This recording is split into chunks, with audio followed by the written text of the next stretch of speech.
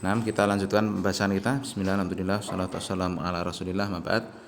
Qala al-muallifu rahimahullahu ta'ala. Fa idza arafta anna Allah khalaqaka li ibadatihi.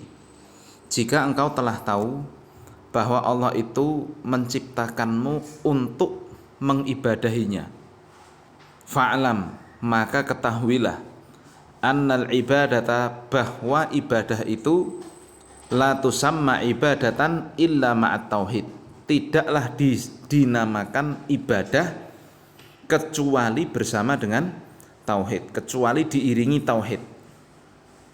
Kama anna sholata la tusamma sholatan illa ma'at taharah, sebagaimana sholat tidak dinamakan sholat kecuali diiringi dengan taharah. Ya, jadi ini ya syarat sahnya dari ibadah itu haruslah ada tauhidnya. Kenapa?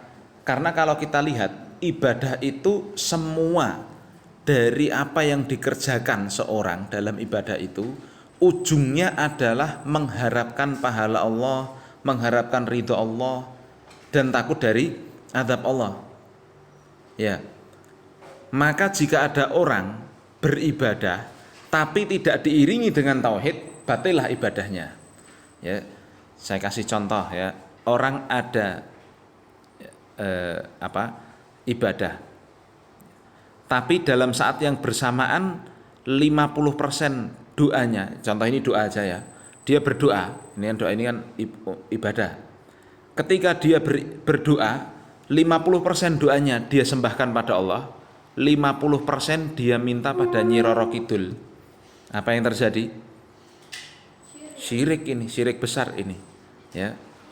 Nah, ketika dia menyembah, ya seperti sholat dan semisalnya, dia sholat untuk Allah, tapi di saat yang bersamaan dia juga ngasih sesajen pada sesembahan selain Allah. Nah ini ibadahnya batil seperti ini. Atau contoh yang ketiga yang lebih mudah dalam masalah syirik kecil. Jadi saya tadi mengatakan bahwa ibadah itu kan ujungnya ridho Allah. Ibadah itu ujungnya Allah Subhanahu wa ta'ala, begitu. Apa yang dicari adalah Allah Ta'ala. Maka contoh, jika ada orang bersedekah misalkan, tapi diiringi dengan riak, ya, diiringi dengan riak, dia ibadah, dia sedekah supaya dapat ridho Allah 50%, 50%-nya supaya dilihat orang. Maka apa yang terjadi? Sedekahnya itu tidak berpahala, ya, paham? Jadi dia hanya akan mendapat pujian dari manusia tapi tidak mendapatkan keridhaan dari Allah Ta'ala. Ya, maka demikian tauhid itu harus mengiringi, harus ada di setiap namanya ibadah. Kalau tidak ada tauhid, ya tidak benarlah ibadah seseorang. Nah, sebagaimana sholat itu tidak dinamakan sholat kecuali harus melakukan toharoh dulu, kecuali diiringi dengan toharoh. Ya, kalau ini mafhum sekali ya. Jadi beliau ya mengkiaskan antara sahnya ibadah seorang yang harus diiringi dengan tauhid dan sahnya sholat yang mana sholat itu harus diiringi dengan taharah. Ada orang derujul masuk masjid, ya tahu-tahu sholat tidak wudu dulu, ya mau dia sholat berapa rakaat nggak akan sah sholatnya, nggak akan diterima sholatnya karena tidak diiringi tauhid. Mafhum ya?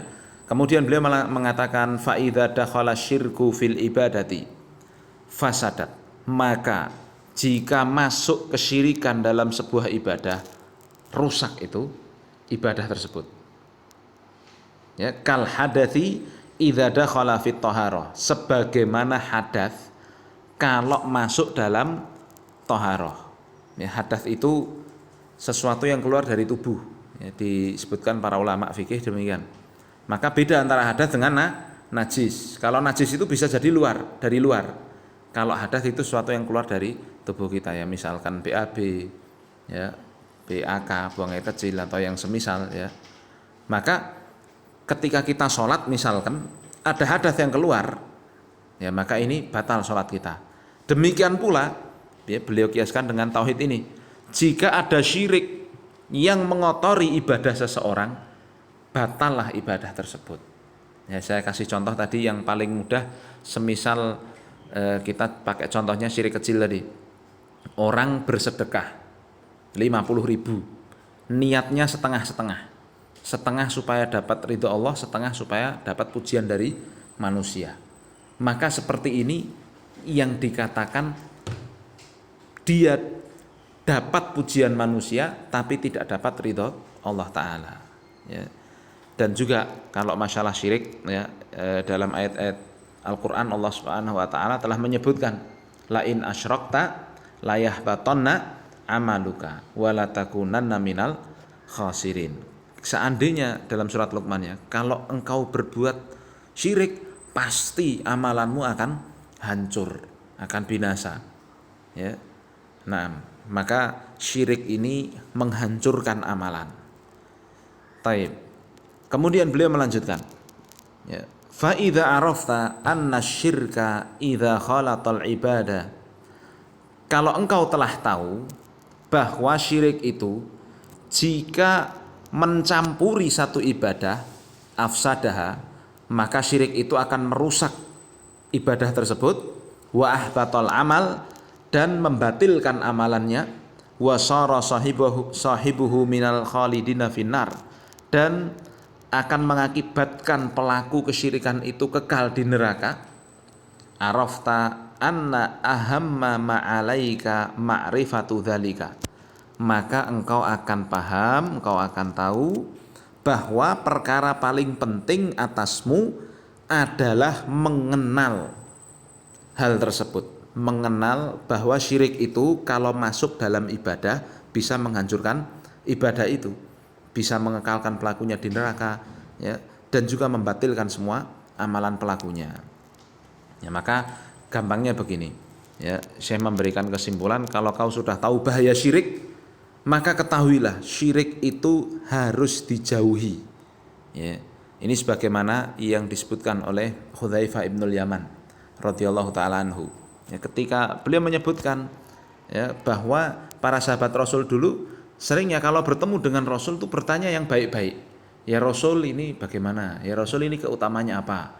Ya Rasul, ini yang paling benar bagaimana biar dapat pahala yang paling bagus dan sebagainya. Tetapi beliau kuntu as'alu anisyar, kalau bertanya kepada Nabi justru bertanya tentang kejelekan.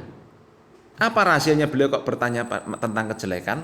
Ya, beliau mengatakan araftu syarr la li usyarr, aku tahu kejelekan bukannya aku itu untuk berbuat jelek, walakin li atawaqqihi, akan tetapi agar aku bisa menjaga diri agar tidak terjatuh dalam kejelekan. Ya, maka ini simpelnya yang disebutkan oleh Syekh Muhammad bin Abdul Wahab ini, setelah kalian tahu bahwa syirik itu sangat berbahaya ketika mencampuri ibadah, maka ketahuilah, pahamilah, sadarilah, ya, sadarilah tentang kaidah-kaidah kesyirikan itu bisa merusak ibadah. Nah, ya. Nah, maka beliau melanjutkan di sini, ya. La'allallaha an yukhallisaka min hadhihi syabakati, yang semoga kalau engkau tahu tentang bahaya syirik itu, Allah Subhanahu wa taala akan membebaskanmu dari jerat-jerat syabakah ini. Syabakah itu saya jaring-jaring. Internet itu kan syabakah dauliyah. Ya. Maka kalau engkau tahu bahayanya syirik, ya, semoga Allah Subhanahu wa taala membebaskanmu dari jerat-jerat kesyirikan ini. Wa hiya syirku billahi alladzi qala ta'ala fihi, yaitu jerat-jerat kesyirikan yang Allah Subhanahu wa taala berfirman tentang kesyirikan ini, innallaha la yaghfiru an yushraka bih wa yaghfiru ma duna dzalika liman yasha. Sungguhnya Allah tidak mengampuni siapa yang menyekutukannya, dan Allah mengampuni dosa selain syirik itu bagi siapa yang Allah kehendaki. Wa dzalika, dan cara untuk berlepas diri dari jerat-jerat kesyirikan ini, bima'rifati arba'i qawaidah, dengan mengetahui dan paham 4 kaidah dzakarahallahu taala fi kitabihi, yang Allah sebutkan dalam kitabnya. Ya, jadi ini jadi apa namanya inti dari pelajaran tauhid kita, ya, pelajaran apa qawaidul arba ini.